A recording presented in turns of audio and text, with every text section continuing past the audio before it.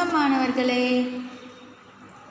இன்றைக்கி நம்ம பார்க்க போகிறது 4ஆம் வகுப்பு பாடத்திட்டத்தில் இருக்கக்கூடிய இன்னா நாற்பது அப்படிங்கிற ஒரு பாடல். சரியா? இது மனப்பாட பகுதி.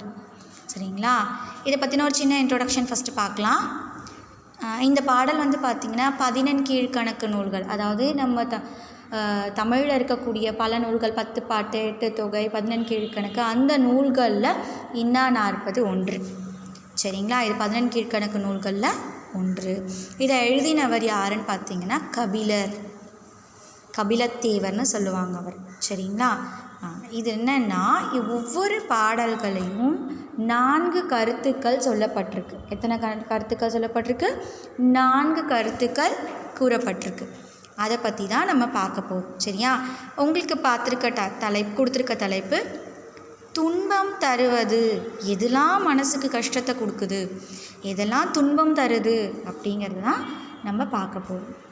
உண்ணாது வைக்கும் பெரும் பொருள் வைப்பின்னா நன்னா பகைவர் புணர்ச்சி நனியின்னா கண்ணில் ஒருவன் வனப்பின்னா ஆங்கின்னா எண்ணிலான் செய்யும் கணக்கு. ஒருவன் தான் உண்ணாமல் சேர்த்து வைக்கும் பொருட்கள் துன்பம் தரும். ஒரு சிலருக்கு இது பிடிக்காது, அது பிடிக்காது, இது நல்லா இருக்காது, அது நல்லா இருக்காது. ஸோ அதெல்லாம் சேர்க்கலைன்னா உடம்பு கஷ்டத்தை தான் கொடுக்கும். வைப்பின்னா நன்னா பகைவர் புணர்ச்சி நனியின்னா, மனம் விரும்பாத பகைவரின் சேர்க்கை மிகவும் துன்பம் தரும். நமக்கு பிடிக்காதவங்க கிட்ட போய் சேர்றது. சரிங்களா? கண்ணில் ஒருவன் வனப்பின்னா, கண் பார்வை இல்லாதவனின் அழகு துன்பம் தரும். கரெக்டு தான். எல்லா உறுப்புகள் இருந்தாலும் கண் இல்லைன்னா மனுஷன் என்ன வேலை செய்ய முடியும்? எதுவுமே செய்ய முடியாது இல்லையா?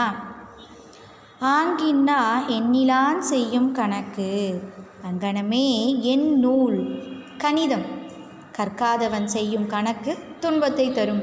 மேக்ஸை பொறுத்த வரைக்கும் பார்த்திங்கன்னா நிறைய பேசிக்ஸ் திங்ஸ் தெரிஞ்சிட்டு இருந்தால் தான் நம்ம ஃபர்தராக ஏதாவது படிக்க முடியும்.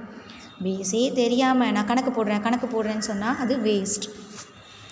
ஸோ இதில் சொல்லியிருக்க 4 விஷயம் என்னென்ன?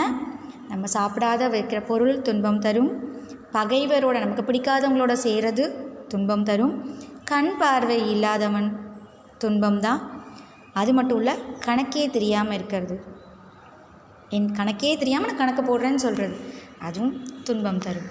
சரிங்களா? ஸோ இந்த விஷயத்த சொல்லியிருக்க கருத்து 4 தான். இது மனப்பாட பகுதி அப்படிங்கிறதுனால திரும்பவும் ஒரு தடவை படித்து காட்டட்டுமா? உண்ணாது வைக்கும் பெரும் பொருள் வைப்பின்னா நன்னா பகைவர் புணர்ச்சி நனியின்னா கண்ணில் ஒருவன் வனப்பின்னா ஆங்கின்னா எண்ணிலான் செய்யும் கணக்கு. எப்பொழுதுமே மனப்பாட பகுதி எழுதும் போது அதனோட ஆத்தர், பாடலோட ஆசிரியர் யாருன்னு கண்டிப்பாக எழுதணும். இந்த பாடலோட ஆசிரியர் கபிலர். நன்றிம்மா.